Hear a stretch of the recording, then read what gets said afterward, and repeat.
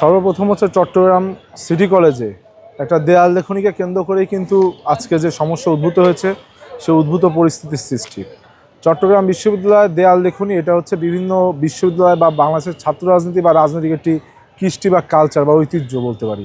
সুতরাং দেয়াল লেখনী কিন্তু একটি গণতান্ত্রিক চর্চা বা গণতান্ত্রিক একটি পথেরও এক ধরনের ধারণা, যেটা দীর্ঘদিন ধরে বাংলাদেশে প্রচলিত আছে। কিন্তু এই দেয়াল লেখনীকে কেন্দ্র করে আমরা দেখলাম শিবির পায়ে পাড়া দিয়ে অতর্কিতভাবে কিন্তু পরিকল্পিত উপায়ে তারা কিন্তু ছাত্রদলের নিরস্ত্র শিক্ষার্থীদের উপর হামলা চালিয়েছে এবং এটিকে কেন্দ্র করে সারা বাংলাদেশের বিভিন্ন ক্যাম্পাসের শিক্ষার্থীরা প্রতিবাদস্বরূপ দেয়াল লিখনি করছে। সে দেয়াল লিখনিকে কেন্দ্র করে আপনারা দেখছেন ঢাকা বিশ্ববিদ্যালয় বিভিন্ন সময় শিবিরের যারা নেতৃবৃন্দ আছে, যারা গুপ্ত অবস্থায় রাজনীতি করে, তারা অনেক সময় সুপ্ত হয়ে উঠছে, অর্থাৎ তারা কিন্তু এক প্রকার বাধাবিঘ্নতা সৃষ্টি করার চেষ্টা করছে। বিশেষ করে আমরা দেখলাম গতকালকে ডাকসু ভবনে দেয়ালে একটি লেখনী লেখা হয়েছে। সে লেখনীর প্রতিবাদে এই ডাকসুর একজন সম্পাদক তিনি যে বাজেভাবে কথা বললেন, যে বাজে একটি ধ্যান ধারণার সৃষ্টি করলেন, এটা ঢাকা বিশ্ববিদ্যালয়ের কোনো শিক্ষার্থীর মুখের ভাষা হতে পারে না। বিশেষ করে সে বলছে যে ডাকসুর ভবনে না লিখে এটা যদি ছাত্রদলের অফিসে লেখা হতো কেমন লাগতো। আমি তার জ্ঞাতার্থে বা সকলের জ্ঞাতার্থে বলতে চাই, বাংলাদেশ জাতীয়তাবাদী ছাত্রদলের অফিস একটি ব্যক্তিগত সাংগঠনিক অফিস, কিন্তু ডাকসুর অফিস এখানে শুধু যা ডাকসু নেতৃবৃন্দ রয়েছে অফিস তাদের নয়। তারা এই বছর আছে, পরের বছর থাকলে থাকবে, না থাকলে না থাকবে, কিন্তু এই ডাকসু ভবনে কিন্তু ঢাকা বিশ্ববিদ্যালয়ের প্রত্যেকটি শিক্ষার্থীর মালিকানা রয়েছে, অংশীদারিত্ব রয়েছে। সুতরাং এই ডাকসুর দেয়ালে শিক্ষার্থীরা কী লিখবে না লিখবে এটা কিন্তু তারা ডিটেক্ট করতে পারে না, বা এটার প্রতিবাদে তারা অন্য একটি ছাত্র সংগঠনের অফিসের সাথে তুলনা করতে পারে না। কালার এক্সপার্ট, জর্জ স্যাপ এবং মাইল্ড অন হ্যান্ডস টেকনোলজি সমৃদ্ধ অরিক্স ক্রিস্টাল ওয়াশ আপনার লন্ড্রি এক্সপার্ট। এই ক্যাম্পাসে আমরা শান্তিপূর্ণ অবস্থা বিরাজমান রাখতে চাই এবং ক্যাম্পাসে ইতোমধ্যে শান্তিপূর্ণ অবস্থা বিরাজমান আছে, কিন্তু এই ক্যাম্পাসের শিক্ষার্থীদের শিক্ষাবান্ধব রাজনীতি পরিবেশ বা পড়াশোনার পরিবেশ কারা বিনষ্ট করতে চায়, বিনষ্ট করলে কাদের লাভ, এটি আমাদের বুঝতে হবে। শুধুমাত্র বিএনপি সরকার জনগণের প্রত্যক্ষ ভোটে জনগণের রাষ্ট্রের দায়িত্ব পেয়েছে বলে তারা ইচ্ছা করে আজকে বিভিন্ন ক্যাম্পাসগুলোকে উত্তাল করতে চায়, উত্তপ্ত করতে চায়। এর মাধ্যমে তারা ক্যাম্পাসে শিক্ষার্থী বান্ধব যে পরিস্থিতি রয়েছে সেই পরিবেশ নস্যাৎ করার মাধ্যমে তারা তাদের গুপ্ত রাজনীতি অব্যাহত রাখতে চায়। আপনাদের মনে আছে 5ই আগস্ট পরবর্তী সময় তারা প্রত্যেক ক্যাম্পাসে একটি ক্যাম্পেইন করেছিল, নো মোর ক্যাম্পাস পলিটিক্স, ছাত্র রাজনীতি নিষিদ্ধ চাই।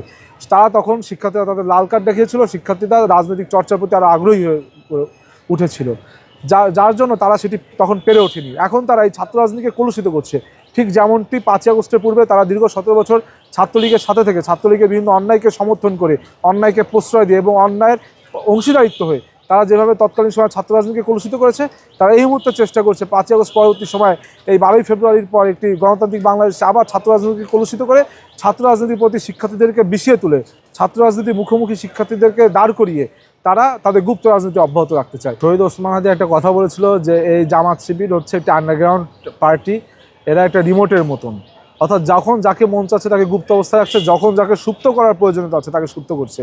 আমরা তো প্রথম থেকে বলেছিলাম এই এবি জোবায়ের বা মোসাদ্দেক এরা গুপ্ত অবস্থায় রয়েছে এবং তার প্রমাণ দেখুন, যেখানে গুপ্ত লেখা হচ্ছে তারা তেলে বেগুনে জ্বলে উঠছে এবং তারা এটা নিজেদের দিকে নিয়ে যাচ্ছে।